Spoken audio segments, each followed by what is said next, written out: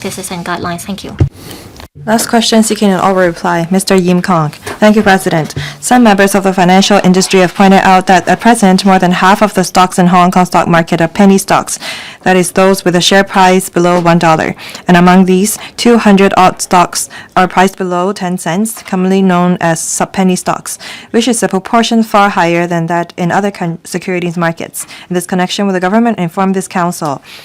1. Whether it knows if the Hong Kong Exchanges and Clearing Limited, Hong Kong EX, has reviewed the causes of the proportion of penny stocks in Hong Kong being higher than that in other securities markets and formulated corresponding measures, in particular conducting reforms to address the excessively high proportion of penny stocks on GEM, formerly known as Growth Enterprise Market. 2. As it is learned that quite a number of penny stocks frequently engage in capital operations, with share prices often surging and plunging dramatically and even becoming zombie stocks due to a lack of trading for years, causing losses to retail investors.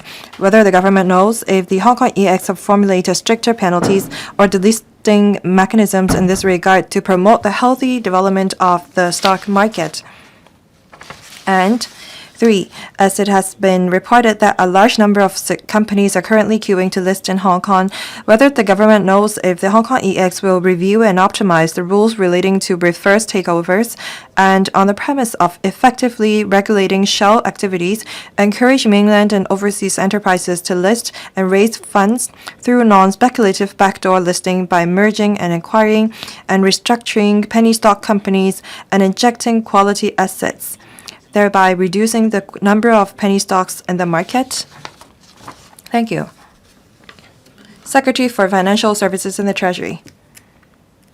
President, the government has been driving the SFC and the Hong Kong EX to enhance market efficiency and depth through optimizing the listing regime and regulatory mechanism while ensuring that investors' interests are fully safeguarded so as to foster the long-term healthy development of the market.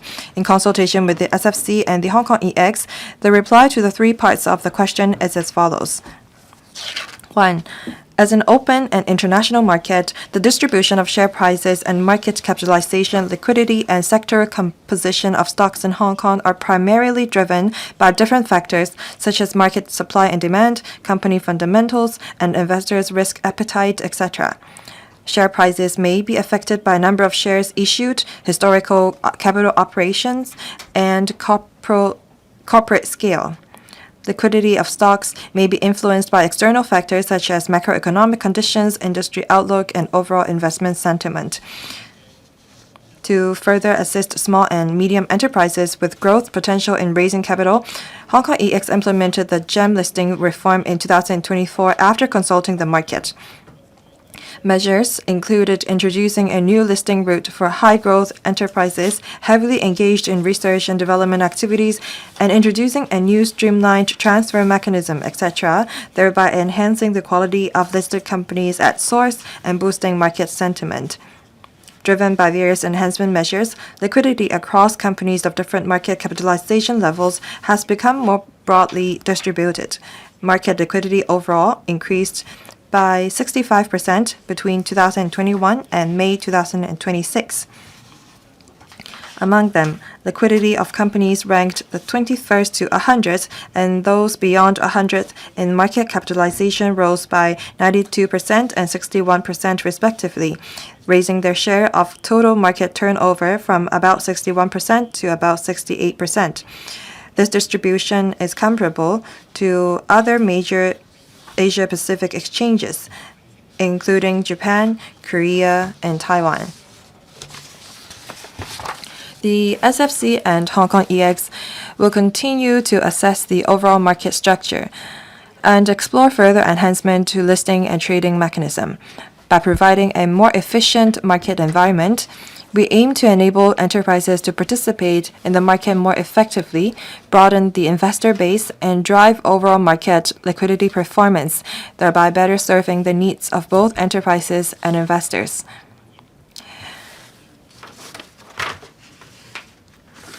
Two, The government and regulators do not tolerate any acts of suspected market manipulation or infringement of minority shareholders' rights. We note that penny stocks and illiquid shares are more susceptible to manipulation in light of the rapid dissemination of information on online platforms and social media.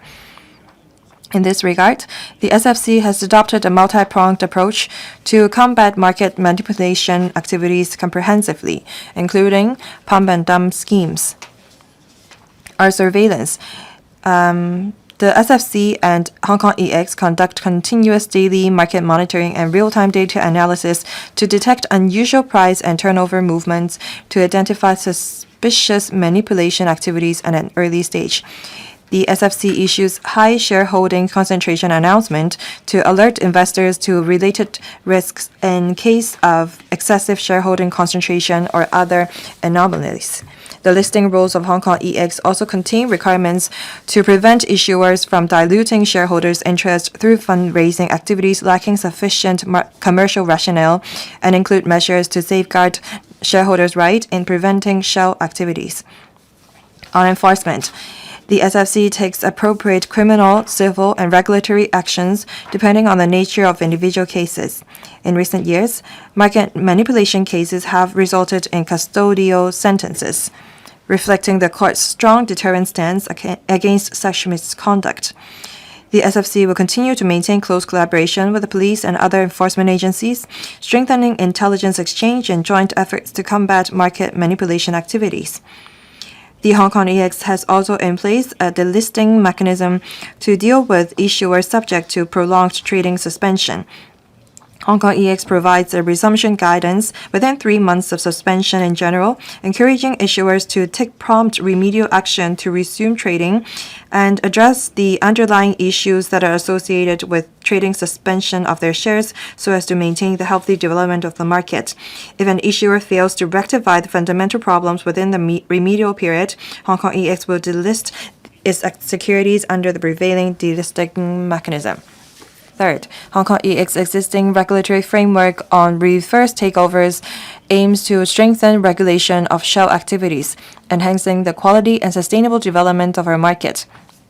The core objectives include combating abusive shell activities, addressing industry concerns about listed companies without substantive operations or businesses that may give rise to speculative trading and market manipulation risks, and preventing unqualified businesses from entering the market by circumventing the initial public offerings vetting process through backdoor listing.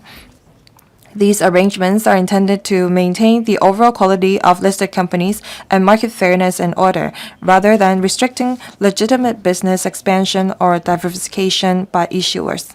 In fact, the enhanced RTO rules provide a clear and transparent compliance pathway for bona fide acquisitions with genuine commercial rationale that facilitate corporate transformation.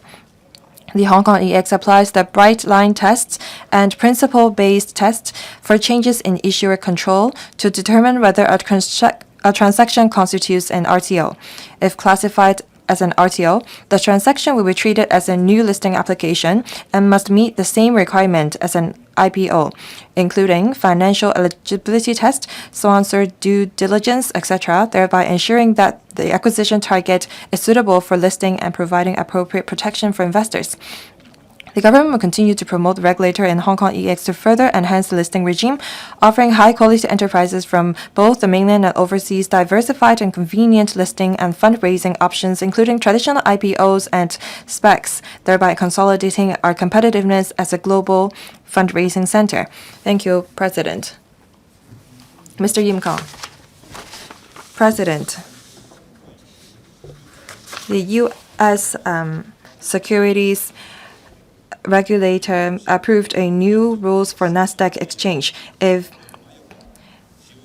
the closing stock price of a company for a 10 consecutive day is lower than 10 cents US dollars, regardless of whether they are within the remedial period, they are forced to delist. There is no transitional period for it and no grace period either.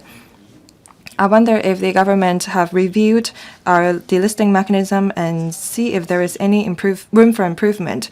Will the administration refer to the international rules targeting zombie stocks with low transaction volume and low stock price, which is like the SD system from the mainland.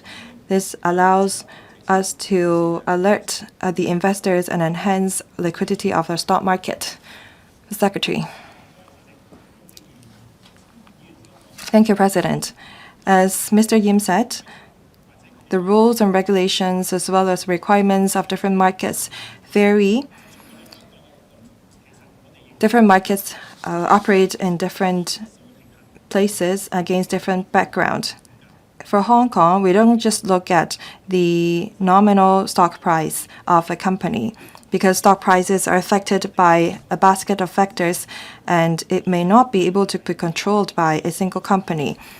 The focus of our regulation is about the business of a company as well as the value of their assets. We look at whether the enterprise have substantive operation instead of just looking at the stock price. That's my first point. Second, as Mr. Yim said, more importantly, we need to look at whether we have a mechanism to address problems with company operation, whether we can alert investors in time and whether we have a delisting or suspension mechanism. Hong Kong all along has a clear set of mechanism to identify whether an enterprise needs to be delisted, analyze the reasons behind the suspicious activities to ensure the interest of investors is safeguarded. Now, regarding our suspension mechanism, if we're of the view that the issuers cannot meet the relevant listing criteria, then we will invoke the trading suspension arrangement. And we offer resumption guidance within 3 months of suspension for the issuers. So we don't just suspend the operation, we also offer the relevant issuers guidance so that they can resume trading. In other words, issuers will know what they should do in order to resume trading of their stocks. We are striving to improve our listing and delisting arrangement, and we welcome the members' suggestions. Mr. Robert Lee. Thank you, President. We need to differentiate among low-quality stocks, penny stocks, and low-cap stocks. In 2002, there was a penny stock incident. We need to learn from that lesson. We should not deal with the problems across the board. We have to look at the government's efforts in enhancing the quality of our market. The regulator does impose regulations to reduce the spread, and we have also established in 2023 a task force to enhance stock market liquidity. I wonder if the government will establish a high-level mechanism or extend the working group to address other issues. Secretary. Mr. Lee's suggestions are valid. We try to, through the concerted efforts of the government and exchanges, to enhance the competitiveness of the market. The topic today may be penny stocks, but we have to look at the market as a whole. We should not assess our overall competitiveness just based on a certain element. We need to try our best to enhance the liquidity of our market and competitiveness. As Mr. Lee said, a few years ago, we established a working group on enhancing stock market liquidity. A series of short to medium-term recommendations have been proposed, and we are adopting some of the recommendations as early as possible. One of the recommendations is about the lot arrangement. Our lot arrangement is rather complicated. There are some 40 of such arrangements. As we set out in the consultation paper, we hope that we can standardize the lot arrangement and reduce the number of arrangements to 8. We received general support from the market, and we are going to propose a solution as soon as possible. We work closely with the LegCo members and regulators.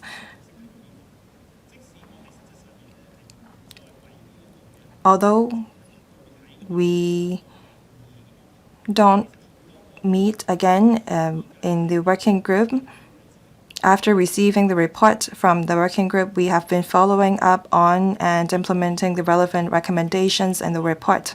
So please rest assured, although the work of the working group has wrapped up, it doesn't mean that our efforts has ended. We are continuing to follow up on the recommendations, and we're working with market participants and LegCo members to enhance the competitiveness of our market. Mr. Alan Chan. President, U.S. NASDAQ exchange has a requirement of minimum price. That is, if the closing price of a U.S. listed company is lower than $1 for 30 consecutive days, then exchange will issue a deficiency notice to the relevant listed companies. After the 180-day grace period, if the stock price cannot go up to above $1 for 10 consecutive days, then the exchange will issue a delist order. If the appeal fails, and if the company does not appeal, then they will be delisted officially. We don't have a relevant mechanism for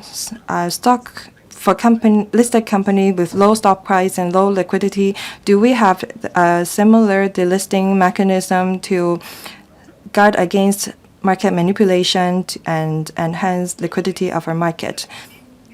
This is to maintain confidence in our market. Secretary, well, this question is similar to that of Mr. Yim's.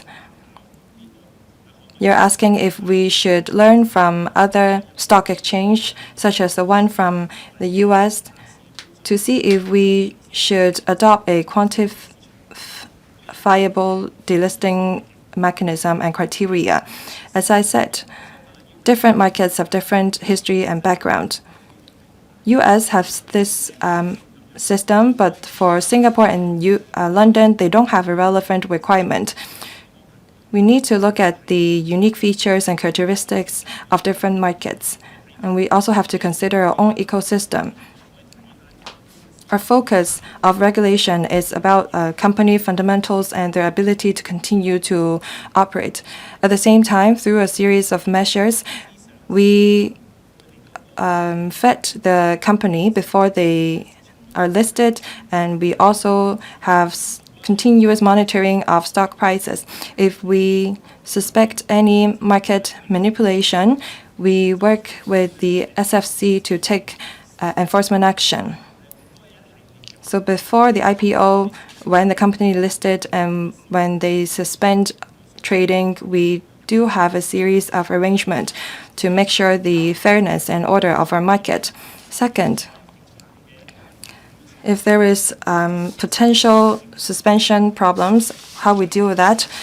Well, we do have a clear set arrangement. We want to send a clear signal to the market that if there is fundamental problems with a company, say for example, if they cannot publish accounting or audit report, if there is any major problems, we ask them to suspend trading. During the period of suspension, we do have clear guidance to the issuers so that they may resume trading as soon as possible.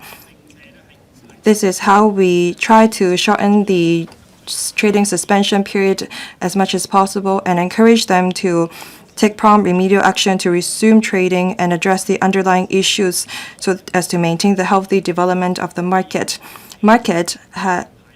We need to keep our market open because it's a price-finding place. Even when a company is suspended from trading, we hope that the market participants will be well informed. Mr. Hong Erik, the blue chips and Hang Seng Index constituent stocks are mostly traditional financial and real estate companies or internet companies. For the U.S., they focus on high-growth enterprises and high-tech companies. I wonder if we will ask the Hong Kong Index Company Limited review their selection criteria and weighting criteria for their constituent stocks. Secretary,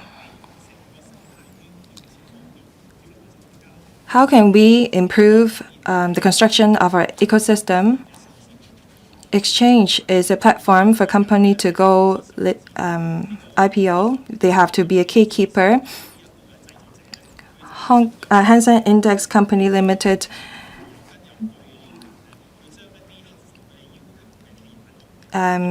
include stocks based on a scientific requirement. So the relevant Hang Seng Index company does have a clear set of rules, and that's well known among the investors. If they are going to change the relevant criteria, they need to let the market know, because there are many products tracking the relevant Hang Seng Index. So Hang Seng Index company need to make known their relevant arrangements, and they need to be subject to market examination. The Hang Seng Index has made many different arrangements for secondary listing, and for biomedical companies, they do have some relevant arrangement. We need to maintain the credibility of our market. As a supplier, we need to enhance the competitiveness of our market, but for the demand side, we need to also care about our investors. Before they make any investment, they look at the quality of the listed companies and whether the index is reflective of the market. We will continue to improve the relevant arrangement. Government bill